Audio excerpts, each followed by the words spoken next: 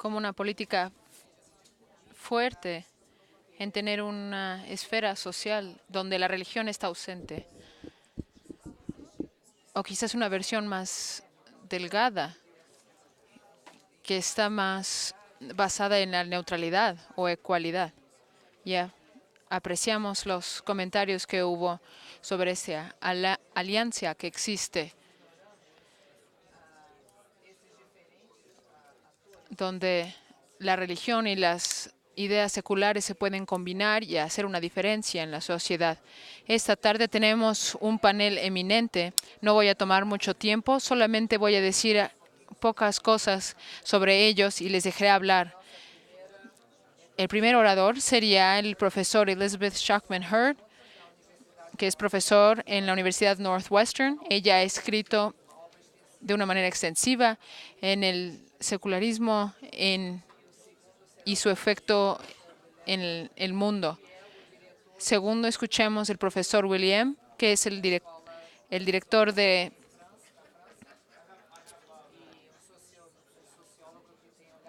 Y finalmente escucharemos el profesor Effie Focas, que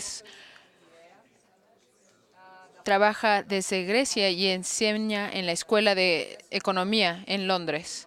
Cada uno de estos oradores trae mucha experiencia y nos hablarán sobre su perspectiva y los diferentes ángulos que ellos traen desde su experiencia.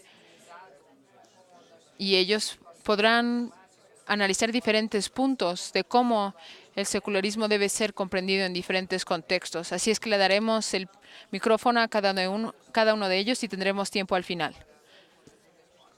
Muchas gracias. Buenas tardes. Haré lo mejor que pueda en tratar de mantenerlos todos despiertos después de un buen almuerzo. Esta tarde lo que haré es tratar de convertir esta analítica en su cabeza y hablar en lugar de las variedades del establecimiento. Esto nos permitirá hablar más allá de la libertad o falta de libertad, pero vamos a considerar cómo diferentes tipos de gobiernos y todas esas actividades que llevamos a cabo los humanos que se consideran religiosas. No les voy a leer ninguna citas largas, pero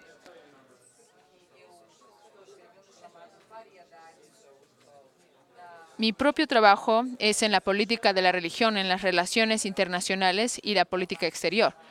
Acabo de terminar un libro que analiza la política de los que algunos han llamado el retorno de la religión a los asuntos internacionales, incluyendo el impulso recién descubierto para la promoción de la libertad religiosa, el compromiso religioso, la defensa de los derechos de las minorías religiosas y los esfuerzos relacionados. Estoy interesado en la comprensión de la religión que subyace a estos esfuerzos y sus consecuencias para las personas que se rigen por ellas. El título del libro es Más allá de la libertad religiosa, la política global de la nueva religión. Hoy me voy a concentrar en un pequeño pedazo de esto y hablaré sobre los compromisos religiosos patrocinados por el gobierno de Estados Unidos en el extranjero. Primero, voy a hablar o darles una previa sobre mis dos puntos que tocaré. Primero, en los Estados Unidos, esas actividades no son nuevas y pueden ser ubicados en una línea de tiempo histórica, ya que suele ser el caso. En segundo lugar, las herramientas de análisis que la mayoría de los estudiosos confían para debatir estas acciones y actividades, el laísmo, la separación de la Iglesia y Estado, la libertad y la falta de libertad y la legalidad de la aplicación extraterritorial de las cláusulas religiosas de la primera enmienda son insuficientes para la tarea.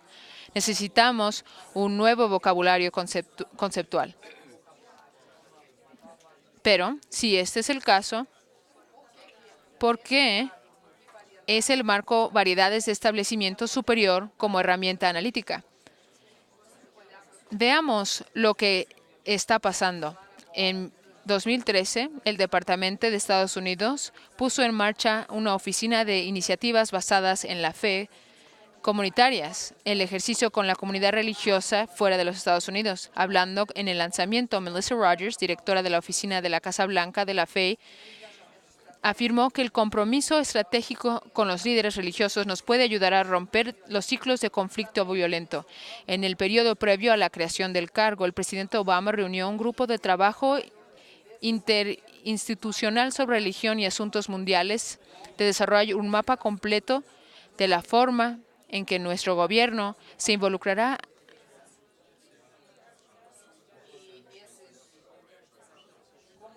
Como resultado de ese trabajo, hemos visto nuevos cursos en el compromiso religioso en el Instituto del Servicio Exterior, nuevos esfuerzos en la religión y los asuntos globales a Estado, y un renovado enfoque en la intersección de la religión y la política exterior a través del gobierno de los Estados Unidos. Estados Unidos tiene ahora una estrategia de líder religioso y fe comunitaria. El Departamento de Seguridad Nacional tiene un comité asesor de seguridad y comunicaciones para organizaciones religiosas. Esto ahora es una solución a los dilemas de la gobernanza moderna. En esta nueva era de alianzas, las autoridades estatales y religiosas trabajan juntos para remover los intereses comunes, promover la religión tolerante y se nos dice la corrección de los errores estratégicos realizados por ignorar la religión, que se describe como la famosa dimensión del arte de gobernar que faltan. Mi pregunta es, ¿qué significa para el gobierno de las sociedades pluralistas cuando los gobiernos como los Estados Unidos dividen el mundo entre creyentes y no creyentes, entre religiosos y no religiosos, y luego perseguir diversos objetivos? Estoy interesada en la política de estos compromisos. Para entender estas políticas, tenemos que situar estos programas en una línea de tiempo histórica más larga y como parte de un proyecto más grande de América. Esto va más allá de la laicidad y más allá de la primera enmienda. Desde la Segunda Guerra Mundial, el gobierno estadounidense ha entendido la promoción de la religión libre en el extranjero para hacer algo que beneficie al resto del mundo. Compromisos religiosos patrocinados por los Estados Unidos ha sido diseñado para instruir a los individuos, a los grupos religiosos en el extranjero sobre la manera de ser libres, o al menos más libres.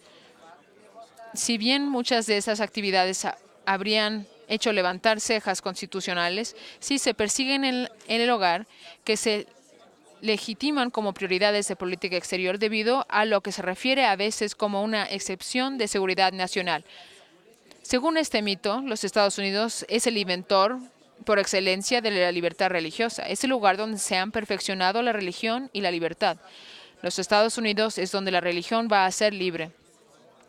Programación de compromisos religiosos de hoy es el último de una larga historia de intentos de posicionar a Estados Unidos como el guardián mundial de la religión libre y la libertad en general. Estos programas operan en el supuesto de que Estados Unidos es el líder del mundo libre y el campeón del mundo de la religión libre.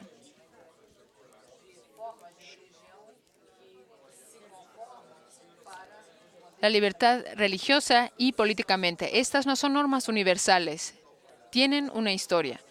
Por lo tanto, mientras que la participación religiosa hace intento de fortalecer políticamente autoridades y comunidades religiosas de Estados Unidos, es un proyecto de reforma religiosa. Por eso es que hablar del laísmo no ayuda. Es transformar religiones en lo que se entiende por las autoridades particulares en un tiempo y lugar particular como mejores versiones de sí mismo. Estos proyectos de reforma no se pueden ser capturados bajo los términos de establecimiento frente, dice la libertad y la falta de libertad que tienen orientado evaluaciones legales de la constitucionalidad. Cuando se opera en el extranjero es una historia diferente. El libro ilustra este argumento a través de 3 ejemplos tomados de la historia de los Estados Unidos y sus relaciones extranjeras. La primera son esfuerzos estadounidenses para promover lo que se llama la salud espiritual global durante el comienzo de la Guerra Fría. Un elemento crítico en la propaganda anticomunista, muchos estadounidenses vieron la promoción de la salud espiritual como una obligación contraída por un conjunto privilegiado de la población mundial a los ciudadanos que arriesgaron caer en el comunismo. Como un primer ejemplo de compromiso patrocinada por el gobierno religioso, esta ofensiva religiosa, como se llamaba en ese momento, involucraron esfuerzos para frustrar diseños comunistas a través de la reforma religiosa en el país y en el exterior. Durante la década de los 50, los Estados Unidos estableció alianzas con los líderes religiosos anticomunistas en todo el sudeste de Asia para promover formas de budismo que se ajustaban a los conceptos estadounidenses de la libertad política y religiosa. Estados Unidos envió a un asesor budista. 2 años después, en 1956, la Junta Coordinadora de Operaciones, un organismo gubernamental dependiente de la NSC, formó un comité sobre el budismo para coordinar la ofensiva religiosa, con representantes de los Estados Unidos, CIA. El Comité sobre el Budismo fue encargada de estudiar la eficacia de las organizaciones budistas en los países del sudeste asiático y descubrir las formas y medios para asegurar que la influencia de los monjes budistas líderes laicos se ejerce en favor de los intereses estadounidenses. Hoy, como los principios de la Guerra Fría, también están en el centro los esfuerzos políticos estadounidenses a desprenderse los definidos como Estados Unidos amigables. Desde una perspectiva de más largo alcance en estas actividades, desafía la suposición de que la religión había estado ausente de la política exterior hasta hace poco debido a una alegría profundamente institucionalizado a la religión. Por el contrario, incluso una breve incursión en la historia de Estados Unidos sugiere que las relaciones exteriores están repletos de intentos de cultivar formas de religiosidad que no solo se alinean con los intereses estratégicos estadounidenses, sino también conforme a lo específico. No es universal.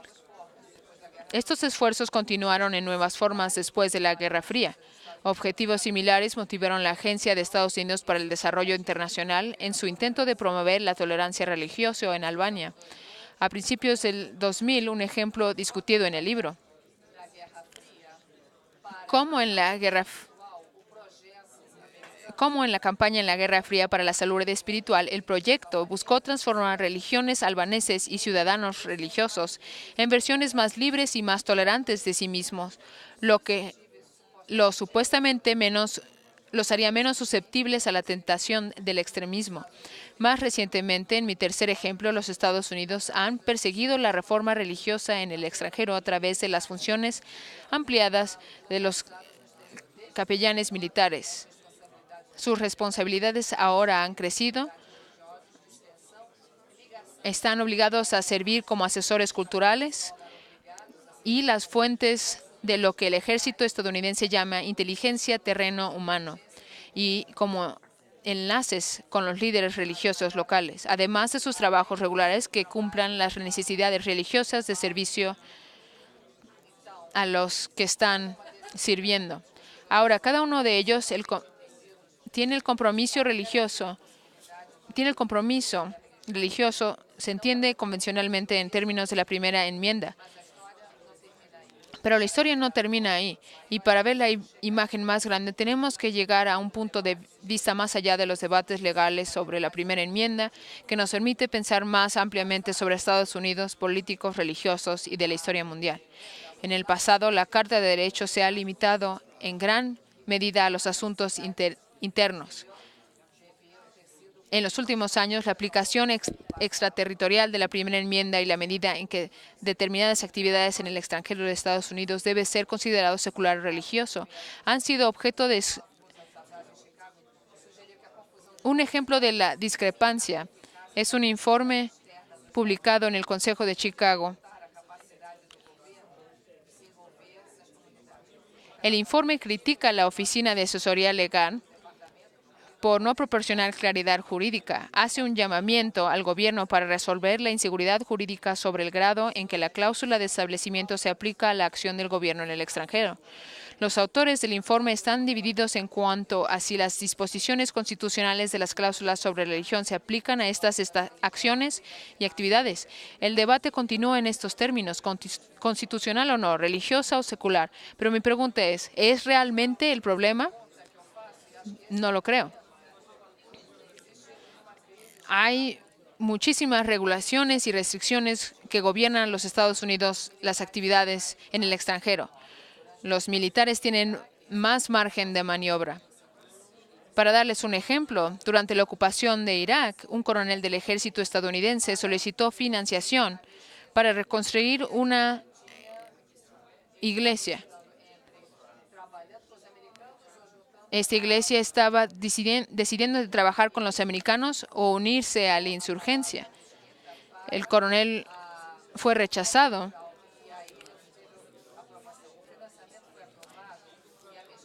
Los contratistas están obligados a demostrar que sus actividades no son religiosos y promover un propósito secular. Pero por lo general no está claro el grado en que las cláusulas sobre religión se aplican a las acciones estadounidenses en el extranjero. En Lamont v. Woods, el segundo circuito sostuvo que la cláusula de establecimiento se aplica en las actividades estadounidenses en el extranjero. Sin embargo, el tribunal también sostuvo que el nivel de análisis de las relaciones exteriores se diferencia de la que los programas nacionales y propuso que una prueba de equilibrio en el que cuando los fondos estadounidenses van a una organización extranjera penetrante, el gobierno se da la oportunidad de demostrar alguna razón conveniente por el cual el riesgo de comporta general inaceptable en este tipo de financiación.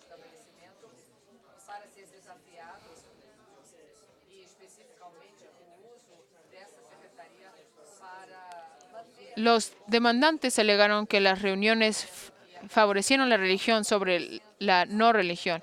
El tribunal dictaminó que, debido a que ningún cuerpo legislativo había autorizado directamente la financiación, los contribuyentes no tenían capacidad legal para presentar una demanda en la Corte Federal para impugnar la constitucionalidad de los gastos de la rama ejecutiva. Así que el gobierno esencialmente puede promover y financiar la religión a su antojo. Pienso que debemos de cambiar la forma en que lo analizamos. Como Sullivan ha dicho, dice, el presidente puede promover la religión del mismo modo que puede promover cualquier otra política social, limitado solo por la política electoral.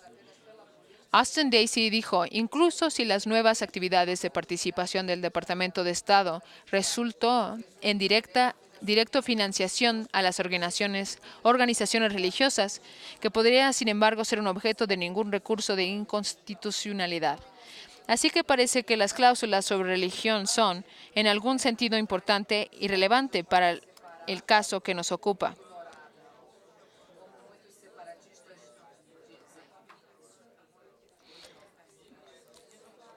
La noción de la separación se ha disuelto.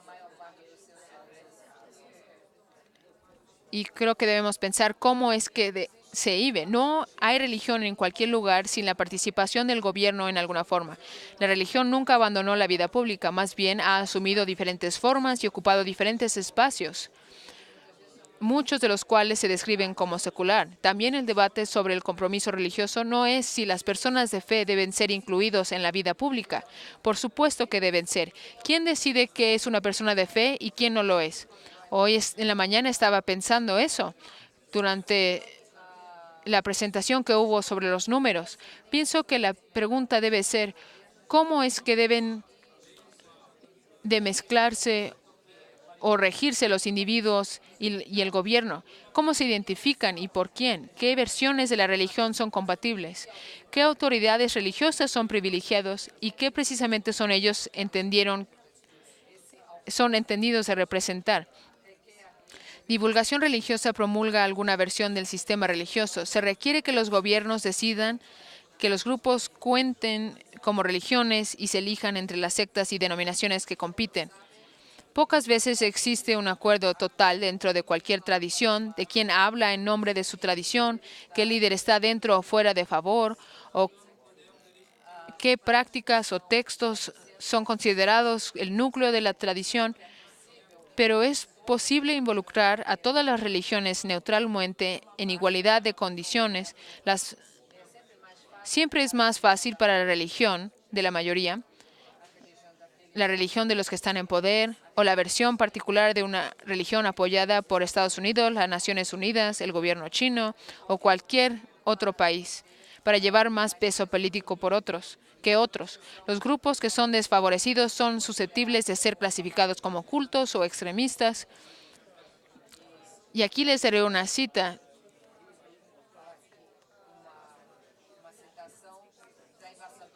Suzanne Johnson Cook dice, hay ciertas áreas en las que el gobierno estadounidense tiene el músculo y también pueden promover líderes religiosos.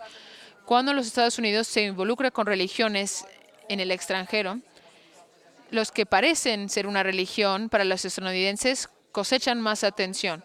Las religiones no tradicionales se ven con ojos de preguntas. En un paisaje de compromiso religioso, los Estados Unidos y otros agentes de poder se convierten en los árbitros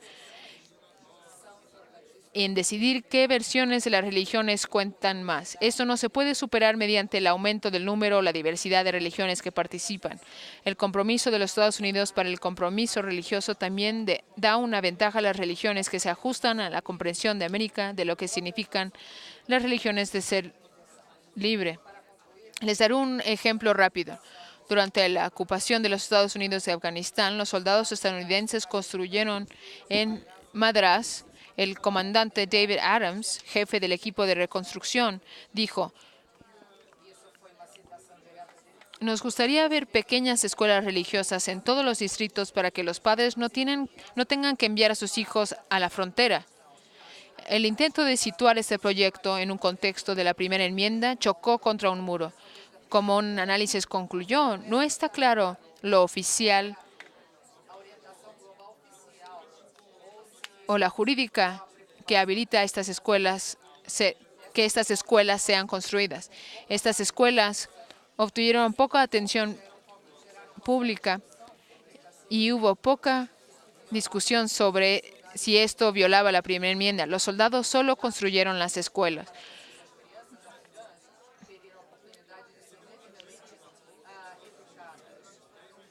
En este caso, construyeron las escuelas para que los niños pudieran aprender de manera libre.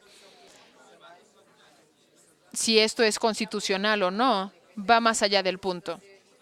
La política pública internacional tiene que ser informada por una sofisticada comprensión de la religión. ¿Quién es escogido y qué religiones se les da más importancia?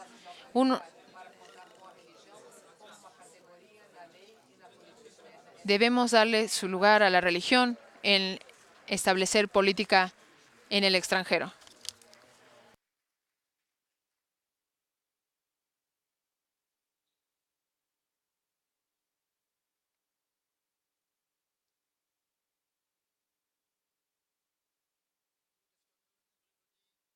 Buenas tardes a todos. Bonjour tout le monde. Para empezar, me gustaría agradecer por haberme invitado y por haberme dado esta oportunidad de dirigirme a ustedes. No voy a hablar acerca de la laicidad francesa, porque se necesitaría por lo menos 2 días de conferencia, sino más bien sobre un aspecto que es el sistema escolar y la religión en Francia. La relación entre el sistema escolar y la religión en Francia ha sido un tema muy sensible en la historia del país. El Estado republicano y la Iglesia católica se opusieron ferozmente con los sacerdotes y los maestros que discutían sobre la influencia en la educación de los niños. Lo más importante, con las leyes que secularizaron el sistema de educación entre 1882 y 1886, la separación de la Iglesia y el sistema escolar en Francia precedió a la de la Iglesia y el Estado en cuanto a la ley de 1905. Desde entonces, el sistema escolar estatal no se ha preocupado por la educación religiosa, cuya responsabilidad ha recaído sobre las familias y las instituciones religiosas. Por esta razón,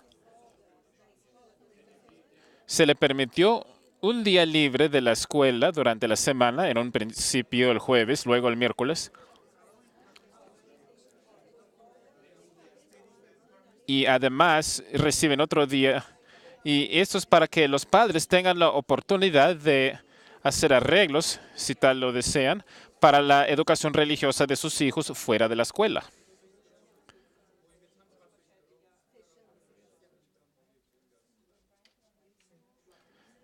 En las escuelas, la educación moral y religiosa se reemplazó con la educación moral y cívica. Tanto por miedo a los conflictos y el respeto de la conciencia de los alumnos, hubo una tendencia a evitar el tema de la religión en el aula. Pero aparte de la escuela pública laica como una institución nacional para la enseñanza de los valores de la República, ya a pesar de las luchas contra las escuelas congregacionales, la educación escolar particular, principalmente los católicos, fue algo que se mantuvo. El conflicto entre el Estado y la escuela particular, que por lo general se le llama la guerra de la escuela, resurgió a finales del siglo XX con manifestaciones masivas a favor de las escuelas particulares en 1984 y a favor de las escuelas estatales en 1994. Cada vez que había planes para modificar el status quo en una forma u otra. Hoy día hay 3 grandes desarrollos que han dejado su huella en la relación entre la religión y el sistema escolar en Francia. Número 1, la integración de las escuelas particulares, en su mayoría católicas, son el servicio público de la educación nacional a través de los contratos de asociación de conformidad con la ley de 1959. Estos convenios garantizaron el reconocimiento del carácter específico, asegurando así la financiación estatal de estas escuelas,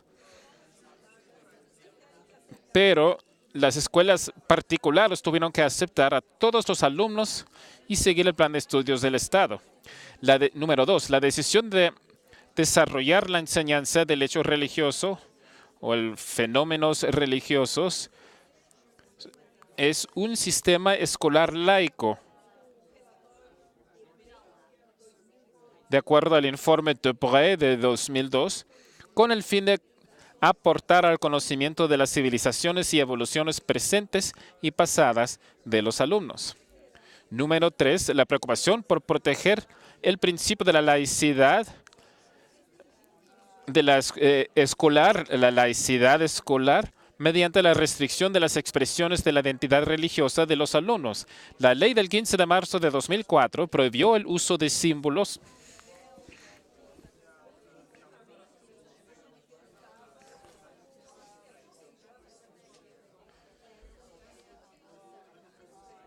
lo que manifiestan una pertenencia religiosa en la escuela.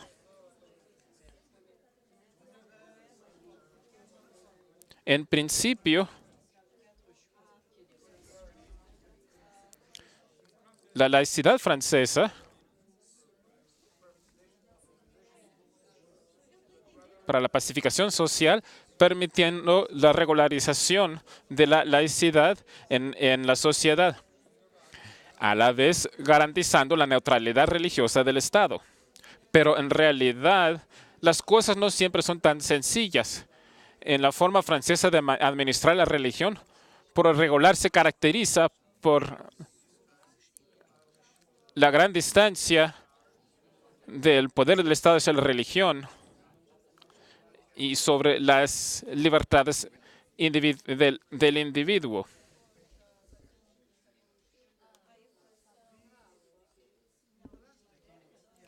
En los últimos 10 años, el enfoque fue sobre la necesidad de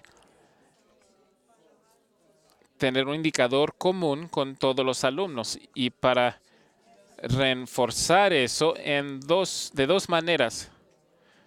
Para una enseñanza moral común y la enseñanza acerca de la religión.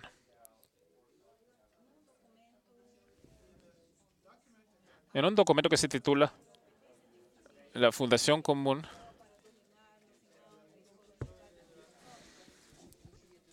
la Fundación Común, que es una unión en la nación, se trata de diferentes conocimientos y habilidades sociales. Hay 7 habilidades, pero entre las 7 habilidades podemos ver el conocimiento de la cultura humanística.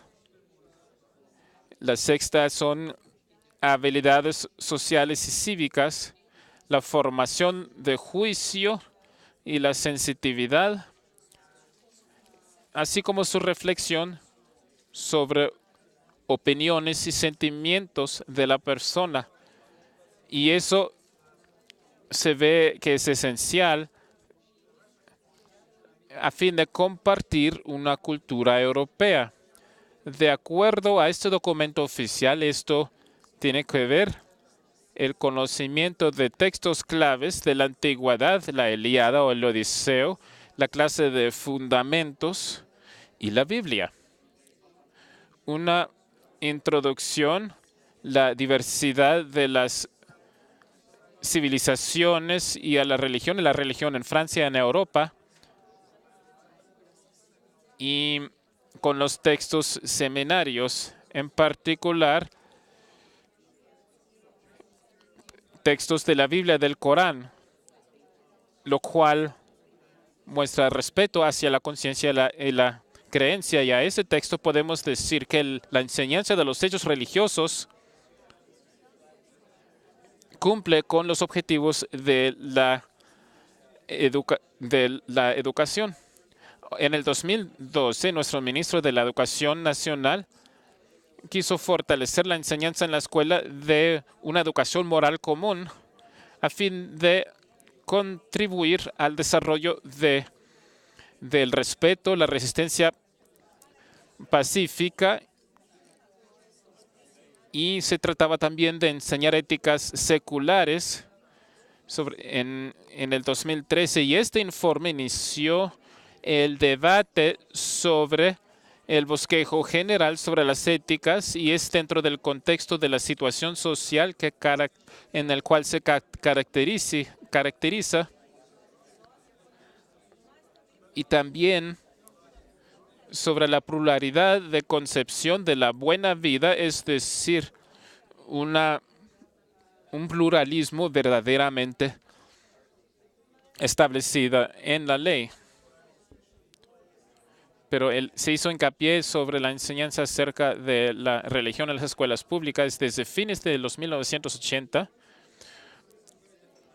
Distintas voces de razón sobre la creación de la religión en la escuela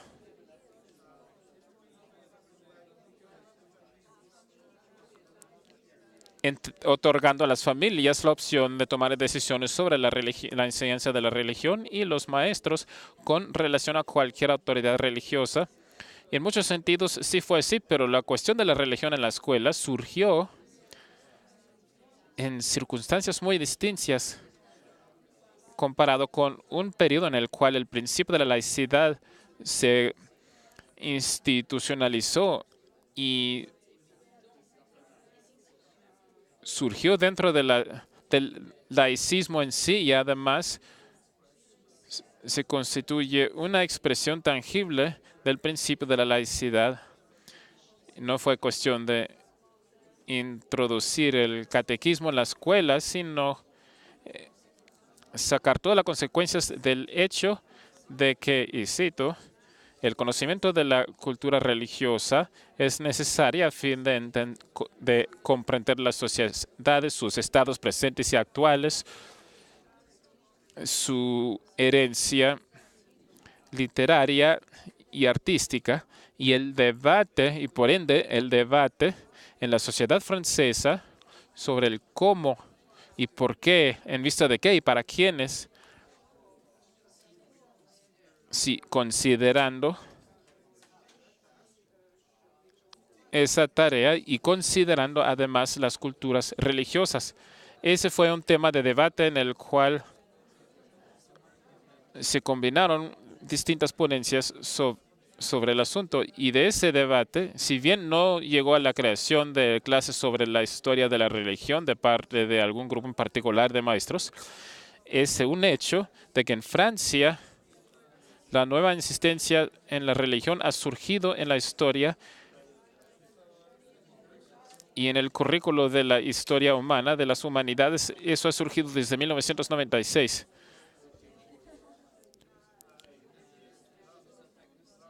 En un informe tratándose del grupo La religión en el sistema escolar, en diciembre del 2001, el ministro de la Educación, Enseñanza Religiosa, y no solamente eso, si una escuela que verdaderamente es verdaderamente secular, quisiera dar a cada alumno la oportunidad de obtener un entendimiento del mundo. Eso significa que los maestros deberían tomar en cuenta las religiones y de gran manera como una estructura de la historia del ser humano, a veces como factores de paz y modernidad, a veces como factores de desacuerdo y conflictos. Y fue después del 11 de septiembre de 2001 que el ministro Jacques Nin tomó la iniciativa de volver a hacer hincapié en la religión en la escuela. Por lo tanto, surgió una necesidad urgente de realizar una transformación de la laicidad, de la incompetencia, y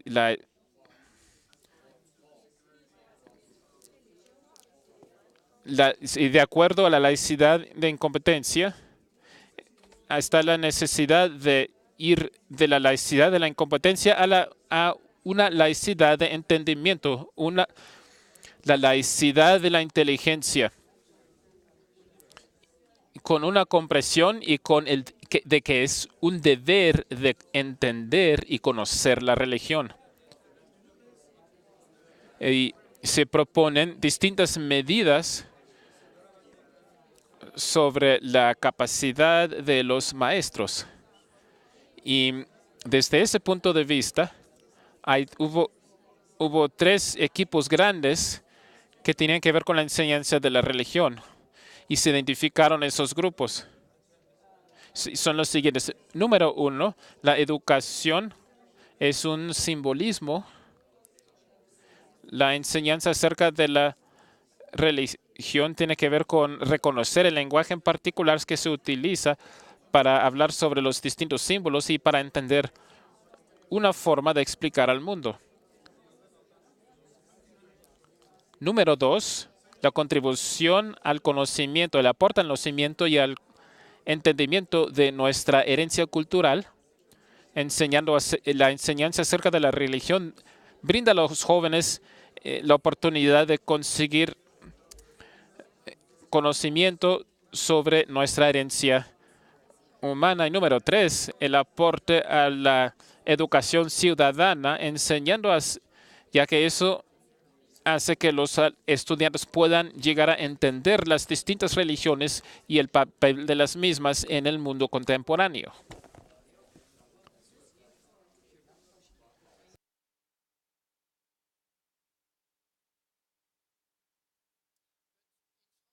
Pero en Francia, la herencia histórica en Francia ha sido el de reducir a la religión a fin de sobre la declaración de 1789. A nadie se le deberá discriminar por razón de sus ideas, incluso sus opiniones religiosas. Y proporcionando eso, no lo discrimina por ley.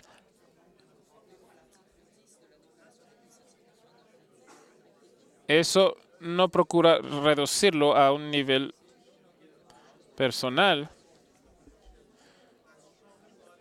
Y eso motiva fuertemente a que las personas los crean. Por otro lado, en forma colectiva, organizar las creencias que se expresan en una amplia gama de manifestaciones.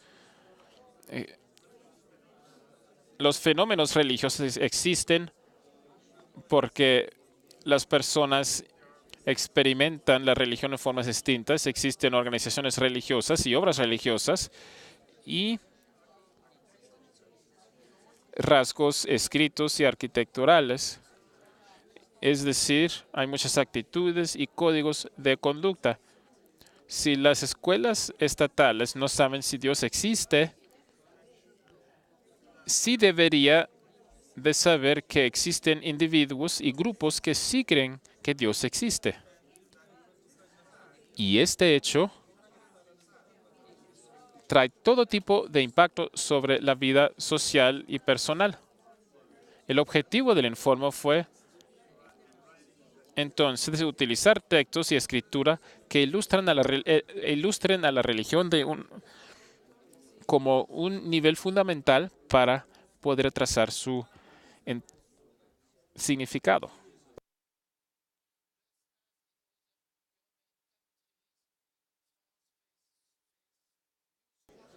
En cuanto a los demás países europeos, como en los demás países europeos, Francia enfrenta una nueva imagen religiosa, ya que hay muchas personas que declaran que no tienen religión alguna y muchos dicen que no tienen religión y hay estudiantes que no tienen ningún conocimiento religioso ni sobre el tema de la misma. Además, hay grandes cantidades de minorías musulmanas,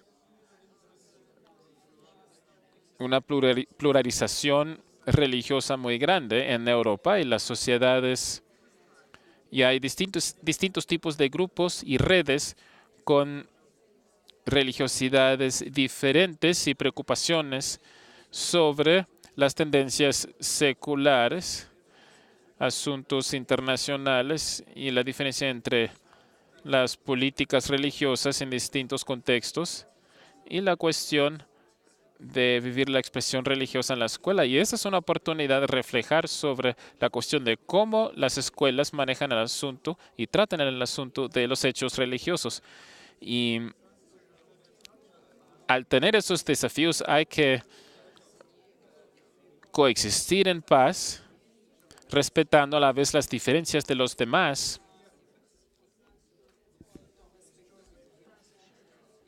lo cual integra los asuntos religiosos y enseña los hechos religiosos en los objetivos de las escuelas y sobre todo en la educación para que se puedan respetar los principios éticos y pedagógicos y para respetar la pluralidad que se encuentra en el aula. Entonces, esto da la oportunidad de mantener cierta distancia y a la vez guardar cierto respeto hacia la libertad de conciencia de los alumnos. Y el desafío principal, que es la capacitación de los maestros, actualmente es insuficiente. Y los maestros deben poder enseñar los hechos religiosos con una seguridad no solamente sobre el conocimiento, sino sobre los principios religiosos también. El aprender un método social y histórico con sus dimensiones críticas de los estudios de las fuentes y las interpretaciones y transmisiones y evoluciones, tal aprendizaje, cuando se aplica a los hechos religiosos, es en sí, digo yo, un aporte importante a la ciudadanía. ¿Por qué? Porque coloca los hechos y fenómenos religiosos considerándolos fuera de sus apropiaciones religiosas individuales y colectivas, y aun cuando tiene que ver con la propia religión de uno, quiere decir aprender a hablar como si fuera la religión de otra persona.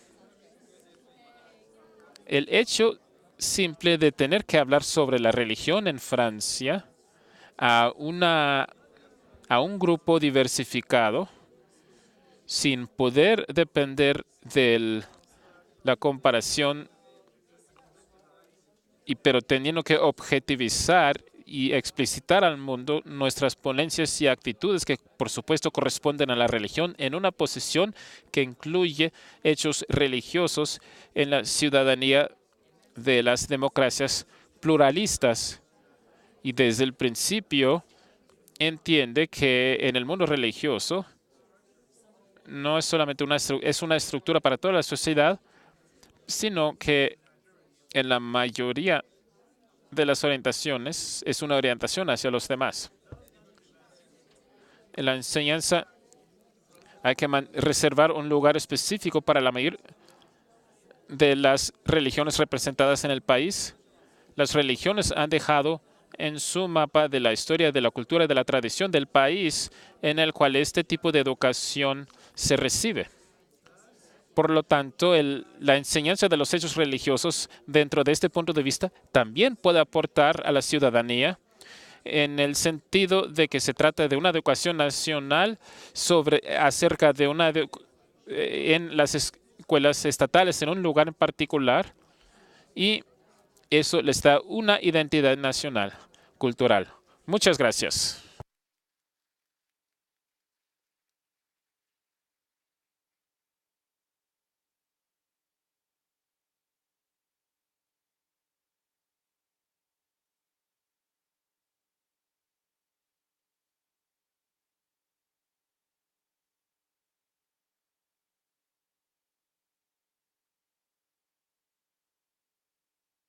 Buenas tardes a todos. ¿Funciona esto? Parecía que no.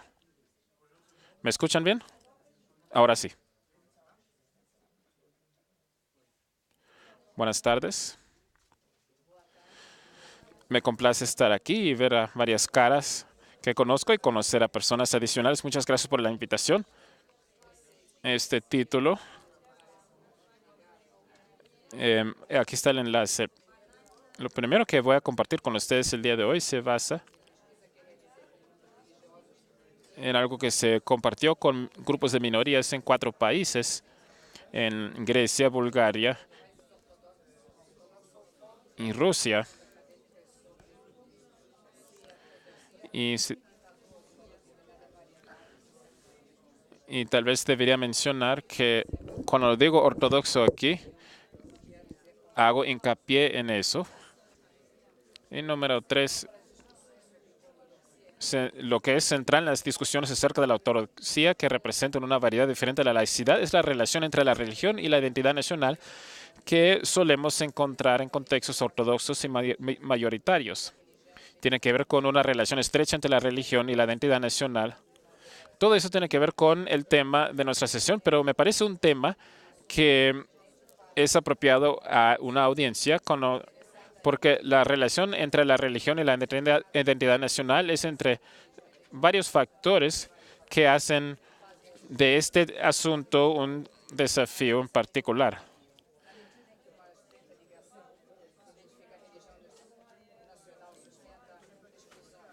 Representa un dilema para aquellos que procuran pluralismo religioso y representa un dilema por varios motivos. Uno es que se suele manifestarse en forma banal, con diferentes símbolos como por ejemplo banderas, símbolos en las monedas, canciones, etcétera.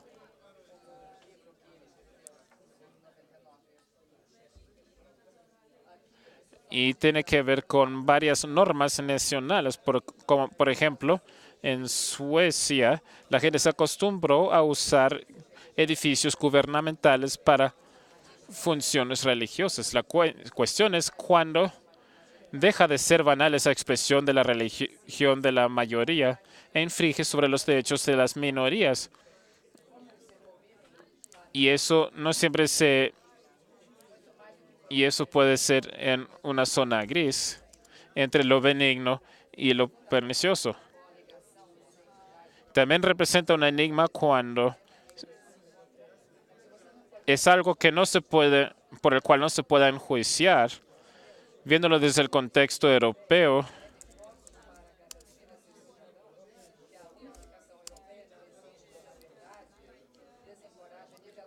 La unidad y la diversidad y la protección de la identidad diversa es uno de sus objetivos.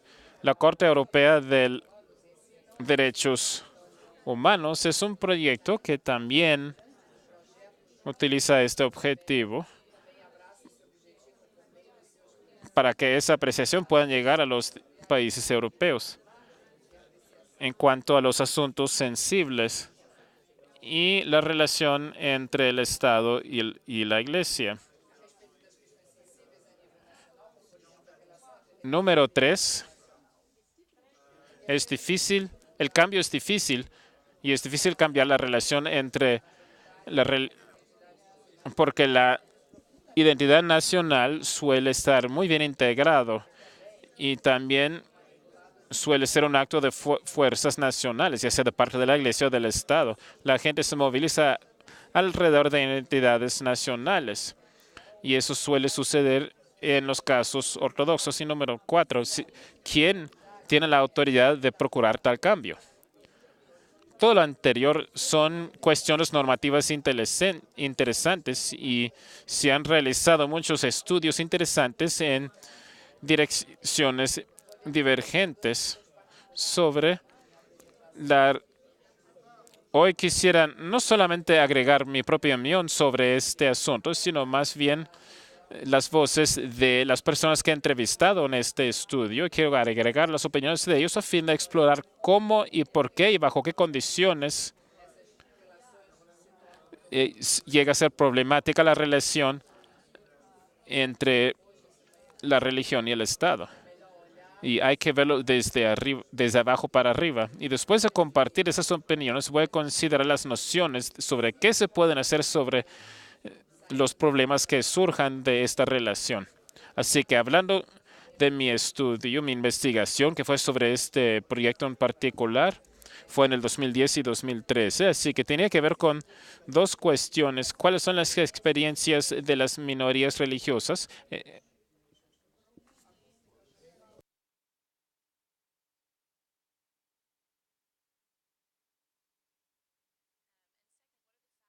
Y segundo, ¿cuáles son los factores y mecanismos que limitan la libertad religiosa? Y los casos incluyen integrantes actuales y de la Unión Europea, Bulgaria, Rumania, Grecia y Rusia, y algunos países con o sin una experiencia de gobiernos comunistas. Algunos han sido muy seculares, como en el caso de Rumania, y muy religiosos en el caso de Bulgaria. Mi estudio tuvo el objetivo de entender las prácticas y actitudes de la mayoría religiosa contra la minoría religiosa. Y el trabajo tenía que ver con entrevistas a fondo con este grupo de personas que representaban la Iglesia Ortodoxa, las minorías religiosas, con directores del gobierno de asuntos religiosos y representantes de organizaciones no gubernamentales y también con abogados que manejaban casos de libertad religiosos y muchos de ellos también representaban a las organizaciones laicas. Aparte de ofrecer una imagen vibrante sobre los desarrollos actuales en la pluralidad religiosa, también ofrece información sobre las perspectivas de las personas con poder y cuáles son los objetivos de ellos. Y esas mentalidades tienen un valor independiente de los hechos y ofrecen en conjunto una imagen de la pluralidad o la falta de la misma.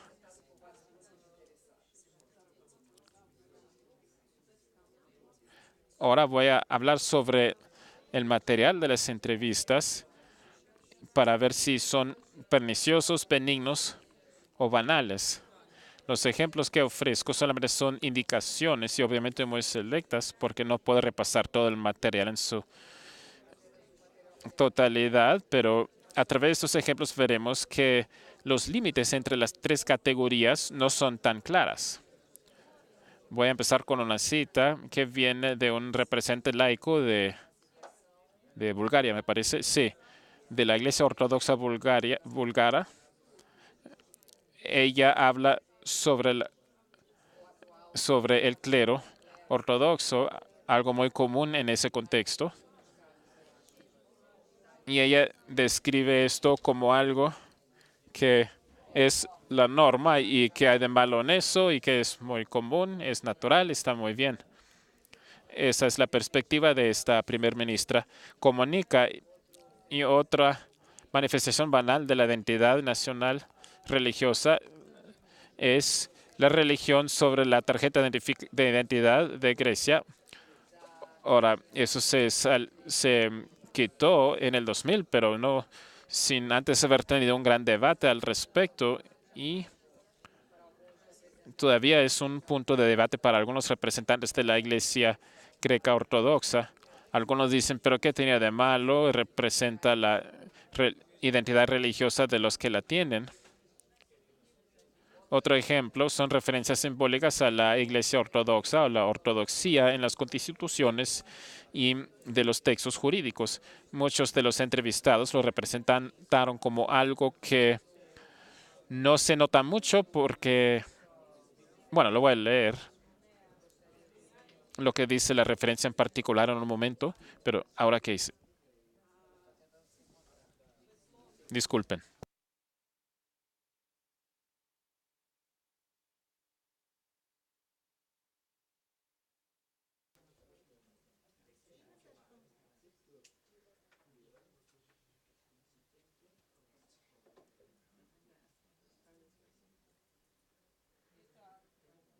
Entonces, hablando de las referencias simbólicas, entonces para algunos de los entrevistados, estos en teoría son enteramente simbólicas, referencias a la Iglesia ortodoxa y los textos formales particulares. Así que en el caso de Bulgaria, dice la Constitución que esa religión ortodoxa es la religión tradicional de Bulgaria.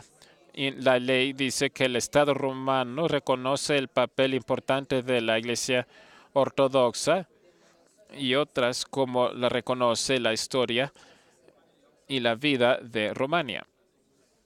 Y en el caso ruso, el preámbulo de la ley de 1997 sobre la libertad de conciencia y de organizaciones religiosas reconoce que la Iglesia ortodoxa juega un papel especial en la historia de Rusia y que constituye una parte integral. Y si bien menciona otras religiones, la Iglesia ortodoxa siempre tiene un lugar especial. Y en el caso de Grecia el artículo 3 de la Constitución de Grecia dice que la Iglesia ortodoxa es la fe prevaleciente y hay mucho debate sobre de que si siempre debe de ser o si es algo solamente una descripción de la realidad de que es la fe de la mayoría. Ejemplos benignos. Aquí tenemos un oficial del gobierno de Bulgaria que dice que es necesaria una religión nacional a fin de que no exista un caos después de la caída del comunismo. Es un reconocimiento justo del papel histórico importante de la Iglesia ortodoxa y lo que dice aquí del gobierno rumano. Un oficial del gobierno que tiene la responsabilidad de asuntos religiosos. Eso es lo que él entiende en cuanto es un intercambio justo.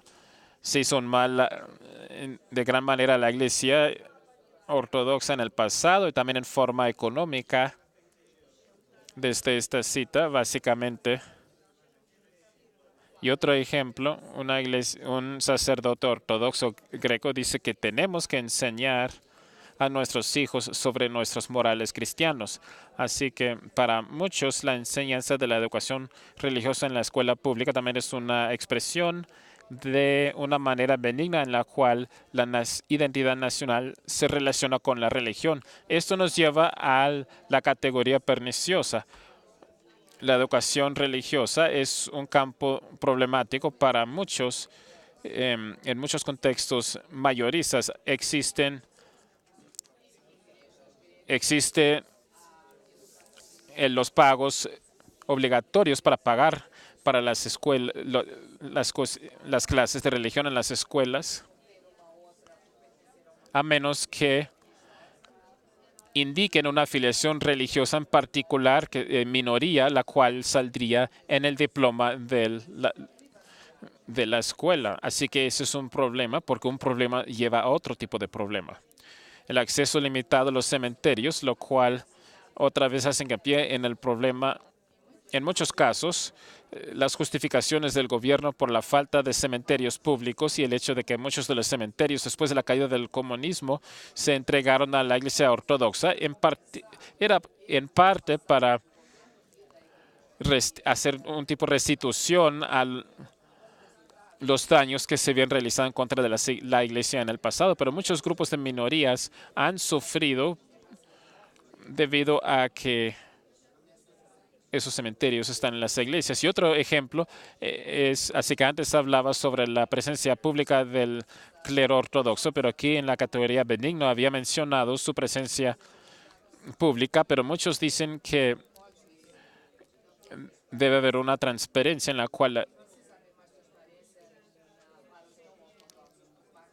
aquí tengo un par de citas, son 3, y los 3 son de Grecia. Los primeros son de personas que trabajan en el Parlamento. El tercero es de una organización no gubernamental y se comunica un mensaje del Parlamento que habla de cómo actúa la gente y también dice que la presencia pública tiene un elemento de influencia política en la iglesia. Las tarjetas de identidad es lo que se menciona aquí. Tiene que ver con el hecho de que el gobierno ganó la batalla, por así decirlo, porque sí lograron quitar la identidad religiosa de las tarjetas de identidad, pero perdieron las próximas religiones. Así que el gobierno realmente recibe una gran advertencia hacia los políticos que no hay que meterse con la iglesia. Y siento que estoy retrocediendo. ¿Es así? Muy bien, así que la última categoría bajo pernicioso son los efectos reales del simbolismo y mi punto de investigación sobre un área en la ley donde las supuestas referencias simbólicas en los textos religiosos en cuanto a qué tanto se permanece realmente a nivel simbólico. Aquí también tengo citas múltiples.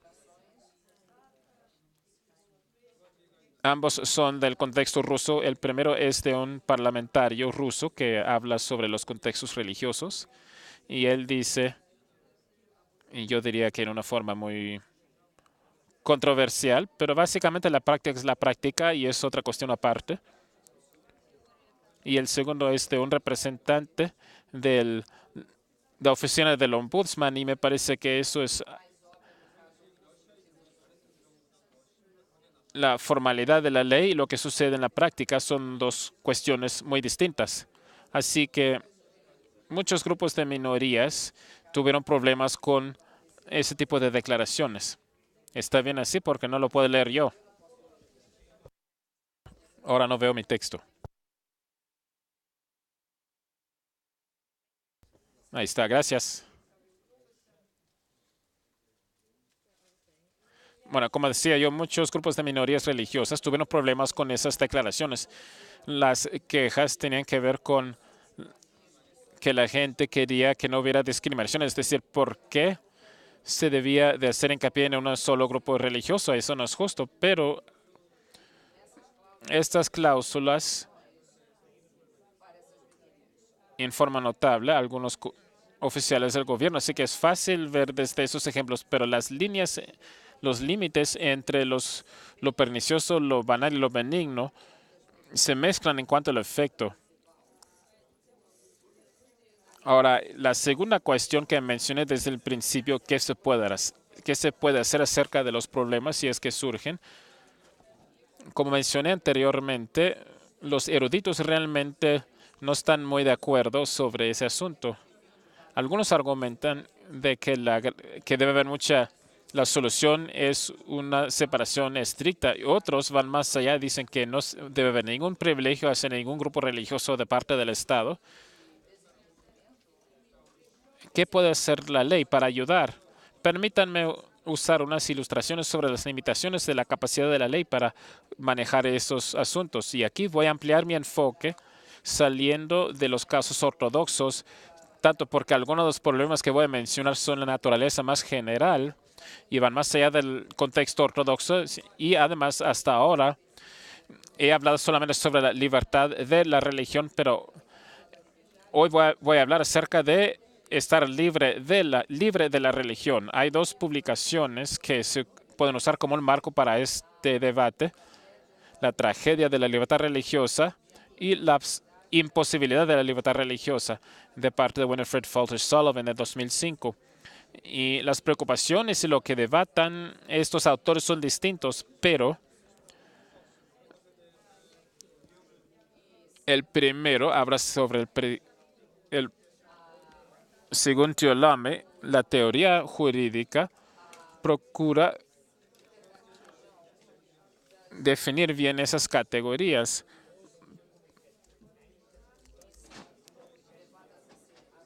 Para ella, la religión cae dentro de un sistema jurídico y la racionalización de la religión en el gobierno, dice, no logra captar las vidas religiosas en el siglo XX y XXI, y en breve los problemas tienen un base en común sobre la masividad de la religión, lo cual nunca tienen que tratar los tribunales, pero es la relación entre la religión y la identidad nacional. Y esa relación ha sido desafiada en muchos casos en Europa y en Estados Unidos. Y voy a mencionar dos casos solamente: el del juramento de la alianza en Estados Unidos y también un contexto europeo. Y lo que más se nota son lo difícil o imposible en mantener esa identidad y para lo suficiente para ver si se ha quebrantado la libertad religiosa.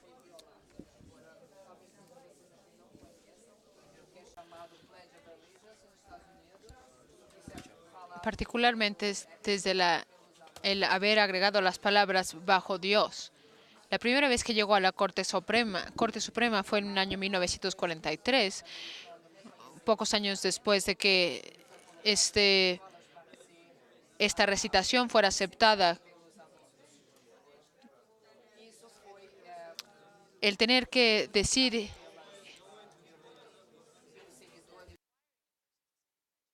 la Corte Suprema decidió que era anticonstitucional forzar a los niños a decir estas palabras en la escuela.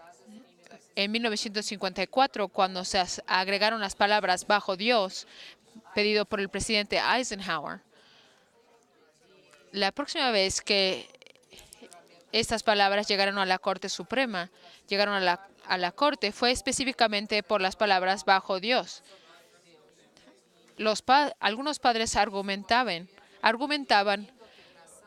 que este juramento a la bandera forzaba a los niños a aceptar prácticas religiosas que quizás ellos no vivían. Cuando llegó este caso a la Corte, se dictó que este caso no se podía presentar ante la Corte, ya que el padre no era un asesor legal del niño. Y desde entonces no ha llegado de nuevo a la Corte Suprema. El caso del juramento a la bandera en sus diferentes niveles de jurídica política tiene mucho que ver entre la religión y los Estados Unidos. Viendo en el contexto europeo, en Italia, la madre de dos niños asistiendo a escuelas públicas en Italia argumentó que la presencia de un crucifijo en la escuela iba en contra de las prácticas religiosas que estos niños llevaban en su hogar. En noviembre del 2009, la Corte dio su decisión a favor de la madre. Como en casos del juramento a la bandera y el argumento del crucifijo, la identidad religiosa y política complicaron los casos.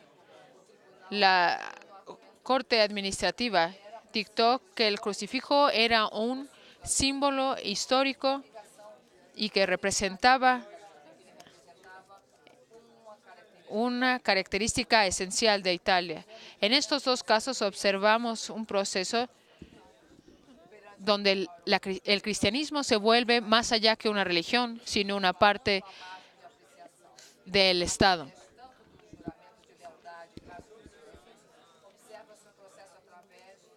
Este es el exento donde ambos casos ocasionaron fuertes reacciones. En el juramento a la bandera, cuando el caso llegó a la Corte Suprema, esta decisión fue tomada en el año 2000. El noveno circuito se dictó que el tener que decir el juramento a la bandera violaba la libertad religiosa.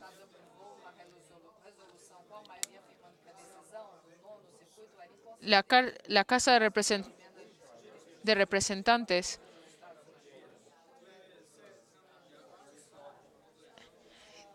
dictó que la decisión de la Corte iba en contra del primer artículo de la Constitución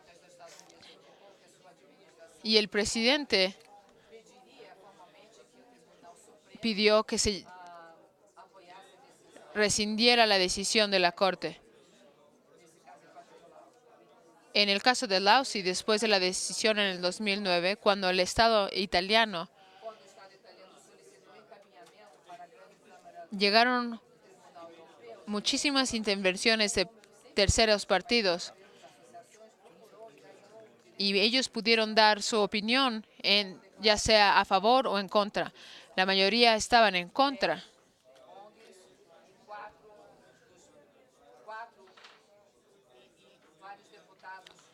Críticamente, en cuestiones del tiempo, todo esto pasó durante lo cual se llevaba otro caso.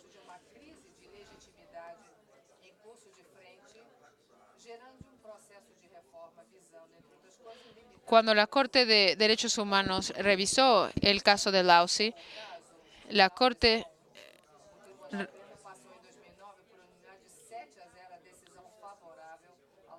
cambió lo que habían dictado. Es difícil saber cuántos los cambios fuera de la Corte tienen influencia dentro de las Cortes. Lo que yo quiero decir es que muchas veces las decisiones de las Cortes reflejan lo que quiere la mayoría de las personas. Y esto sucede en muchos países donde la cultura está mezclada en mayor parte con la religión. Y en estos países la religión tiene una gran influencia en las decisiones en la Corte. Algunos de ustedes quizás estén de acuerdo y otros en desacuerdo, pero para terminar, el eslabón entre la religión y el gobierno, quizás la tensión entre estas dos cosas permanecerá por mucho tiempo, pero la división completa de estas dos cosas es difícil que exista. Y aquí es donde terminaré. Gracias por su atención.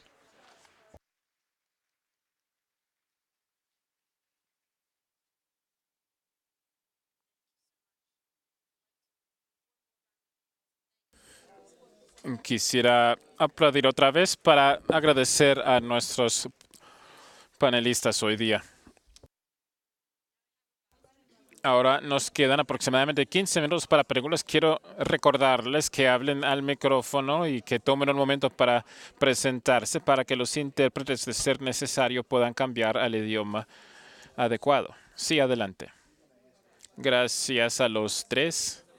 Solamente pues que me digan, Bethy. Mi pregunta es, me parece que por lo que dijo, que los debates no solamente son sobre las religiones, el debate se trata de la identidad nacional, así que me pregunto, ¿cómo podría clarificar todos estos elementos en cuanto a la manera en que las personas seculares o religiosas tratan de identificar en las diferentes religiones en el contexto europeo?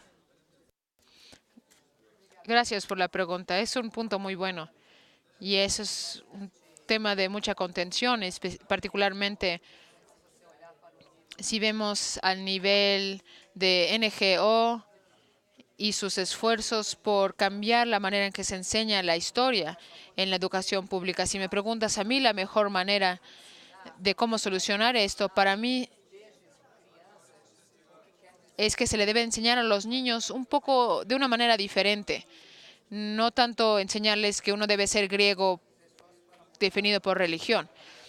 Todos los esfuerzos por cambiar estas cosas se han enfrentado con mucha oposición. Hablando específicamente del aspecto griego, ha habido muchos movimientos sobre el tratado de cómo se enseña la historia y en particular que la religión se enseña como parte esencial de la historia y se le da crédito por haber permanecido, ayudar a que el país haya permanecido a través del tiempo. Es muy difícil para los políticos sobrellevar, y no es que muchos quieran, pero aquellos que quieren llevar a cabo este cambio en el sistema educativo tienen mucha oposición de los teólogos que quieren enseñar los cursos de historia de esta manera. Así es que es una batalla política y ese es el nivel en donde está siendo tratado. Así es que no llega muy lejos en el contexto griego, pero es un buen punto. Eso es una importante solución.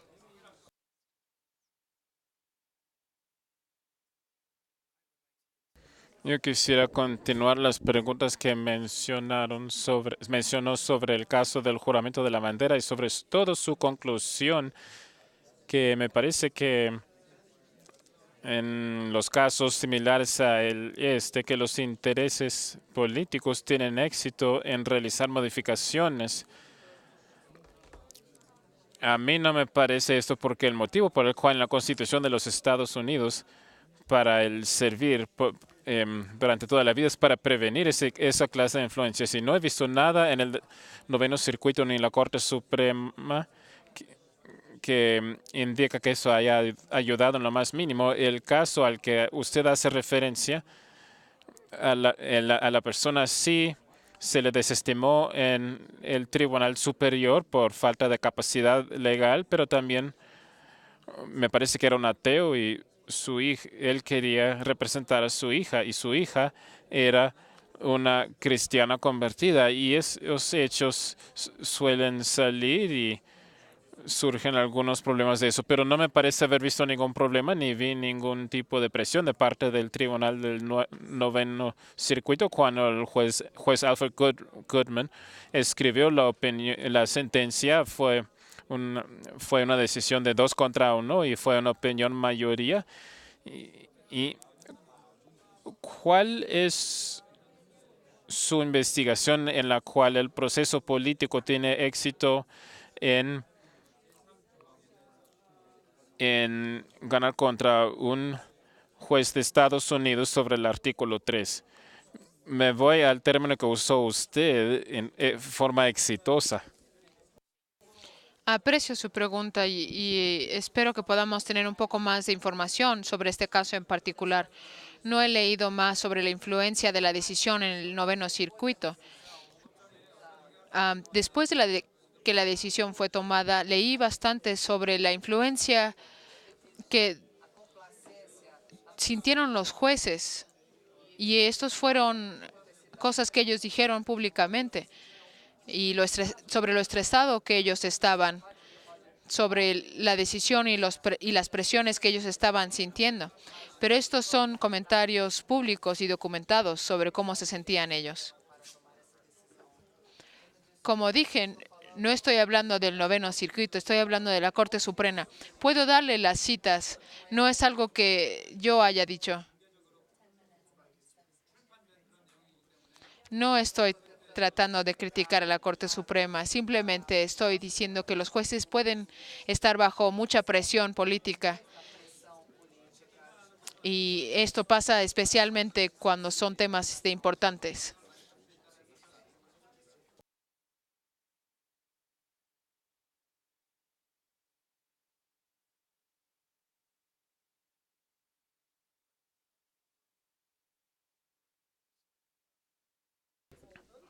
Bueno, ¿qué puedo decir?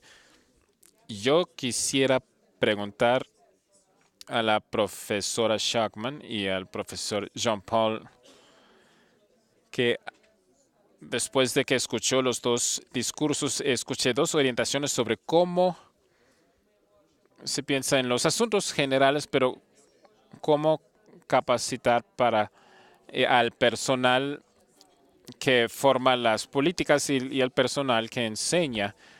Y, y yo estoy muy consciente de que en muchas partes religiosas en el mundo una orientación secular hace que los grupos religiosos se sientan bajo amenazados y si la Secretaría del Interior de Estados Unidos o las escuelas francesas toman la posición de que no podemos tratar con la religión porque vamos a privilegiar ya sea a uno u a otro, entonces el mensaje implícito es de que el mensaje laico es el preferido. Entonces, ¿cómo se traduce esto a la práctica al procurar capacitar ya sea a gente de personal o a los maestros?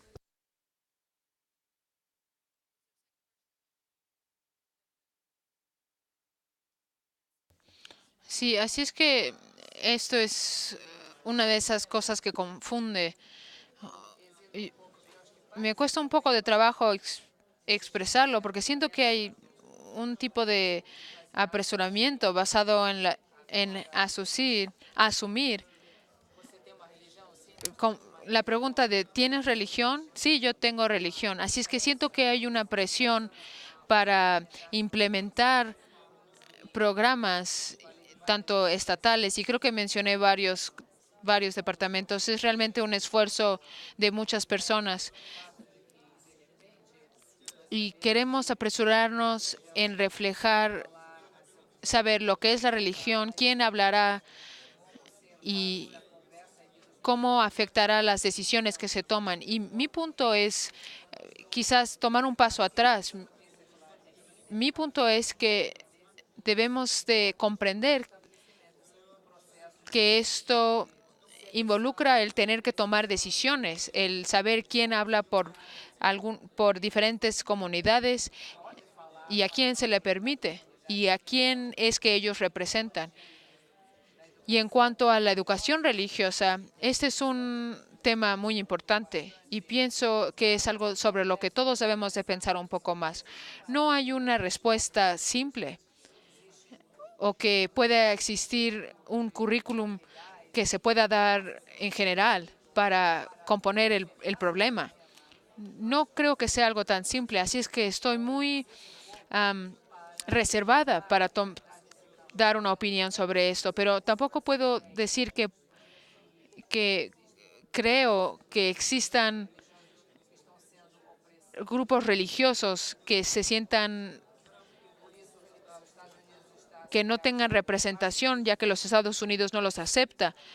Pero pienso que cuando los Estados Unidos se enfoca en la religión, um, se traen a la luz diferentes sistemas políticos, pero creo que debemos reconocer que cuando le damos un lugar central a la religión, y quizás eso sea un precio que muchas personas estén dispuestos a pagar, pero debemos estar conscientes de esto.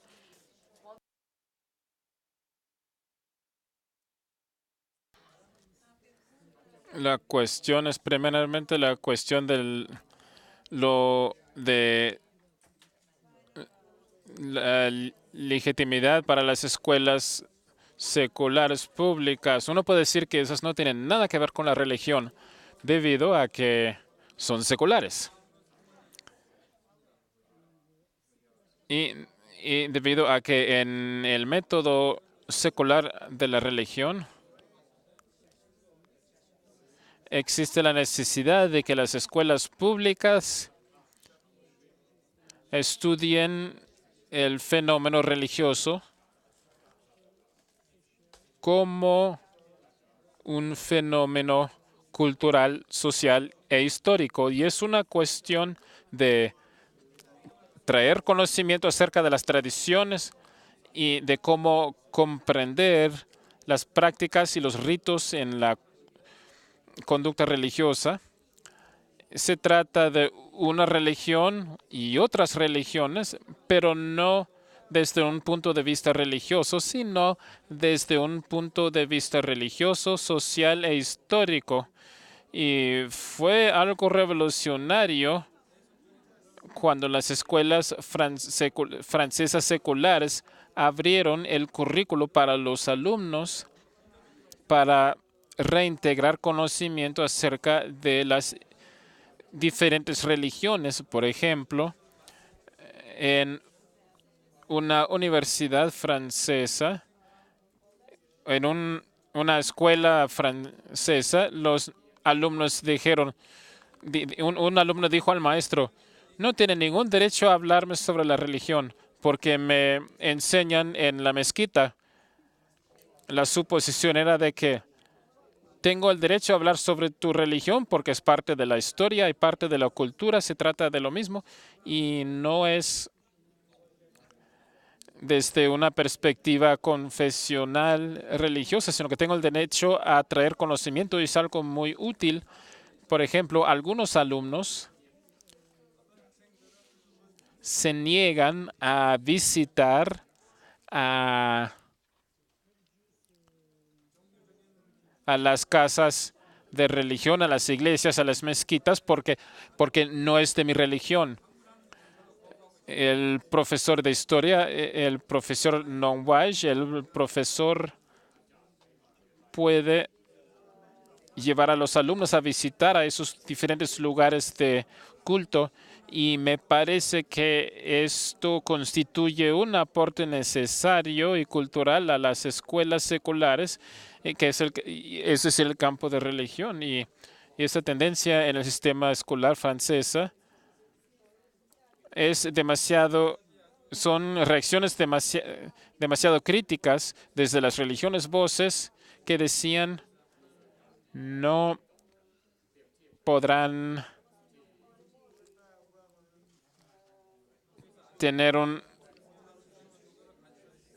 y desde los activistas seculares, ellos dicen, está volviendo la religión a la escuela. Entonces son dos campos críticos de dos polos expuestos, pero no es el regreso de la religión a la escuela y el derecho a hablar sobre el hecho religioso teniendo demasiada importancia. No es solamente los religiosos que tengan derecho a hablar sobre la religión.